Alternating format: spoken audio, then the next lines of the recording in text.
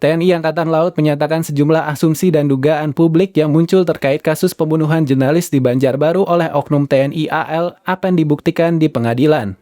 Sejumlah asumsi dan dugaan tersebut diantaranya, yakni pertanyaan yang mengarah apakah oknum TNI AL Jumlan melakukan aksi tindak pidana sendirian atau dibantu orang lain. Kepala Dinas Penerangan TNI AL, Laksamana Pertama TNI Imadewira Hadi mengatakan, jangan sampai kemunculan asumsi untuk membeberkan berbagai macam dugaan.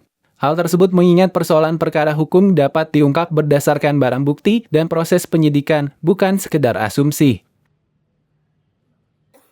Saya sudah sampaikan, kita jangan berasumsi. Ya. Tapi kalau ada warga sipil yang terlibat di sini, nanti akan muncul di persidangan. Pelaku sama siapa aja.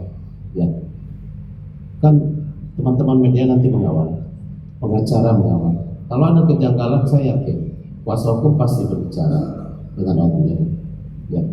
Jadi yang ada di depan kita adalah barang bukti yang terkait kasus pembunuhannya.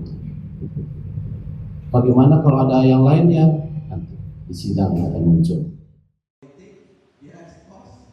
Sementara kuasa hukum keluarga korban Muhammad Fazri mengatakan pihaknya akan terus berupaya untuk mengawal kasus agar pelaku dihukum seberat-beratnya. Pihaknya juga akan mengajukan tes DNA kedua untuk kasus Juwita, di mana pihaknya meminta tes tersebut tidak hanya dilakukan di Jakarta. Untuk sementara sih kalau kami lihat dengan durasi yang singkat, timeline itu, tempus waktu yang dijalankan oleh tersangka untuk melakukan pembunuhan, sudah mendarat ke bandara, terus adanya beberapa hal yang sifatnya kejanggalan dari rekonstruksi, banyaknya tempat yang memang dikunjungi oleh tersangka seperti itu, jadi tidak memungkinkan untuk dilakukan seorang diri. Tapi kan secara ilmiahnya kami mengusulkan untuk tes DNA itu memang benar-benar diproses dan kita kawal bersama, dan ada tes DNA tandingan ke depan. Jadi second tes DNA lah kita mengusulkan ke depan, tes DNA itu tidak hanya di Jakarta tapi juga bisa dilakukan di kampus UNER seperti itu, agar benar-benar bisa kita kawal dan objektif.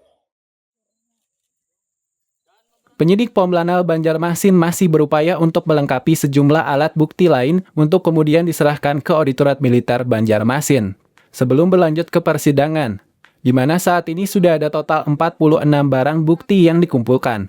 Sujianto, Banua TV Kota Banjarmasin melaporkan.